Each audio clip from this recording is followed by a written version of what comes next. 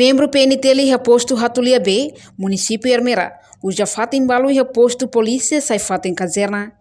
Comandante-geral PNT, Comissário-geral Polícia Henrique da Costa, ratou preocupação neba jornalista Sira, e a Comando-geral PNT que colidili, terça-feira né. Tuirnia, o Luca Esquadra Hatulia ne idadet, mak Hatulia A, mai beda dauk ne muda ona ba esquadra rua, tuir posto administrativo rua, hanesang Hatulia A no Hatulia B, nune, fatem balu membro PNT Sira usa ba esquadra no balum ba caserna.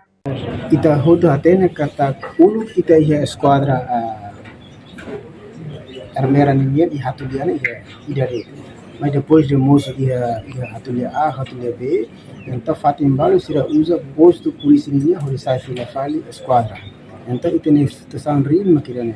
Nebe ita dene citau ia prioridade, lá hoje ninguém Hatulia B ninguém mas ia moço fatem ida ia lauten ninguém ia Lorega.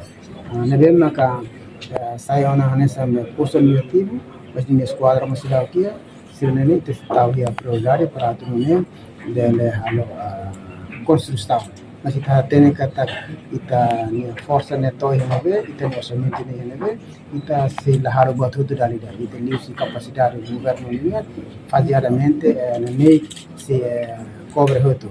Quando vai a comunicação ninguém lógico ni tambah agora dorang tem equipa técnica sira essa parte departamento comunicação e tecnologia apoio nossos parceiros os TLPDP parceiro desenvolvimento a polícia australiana minha mesmo que apoio PNT sira halo ela instalação da torre sira e a fulan janeni lara sira continua halo o serviço espera que tempo vada com lara molo visita sua santidade papa minha mãe né se sansa dele rodona para tudo tem parte PNT dele utiliza hori halal serviço.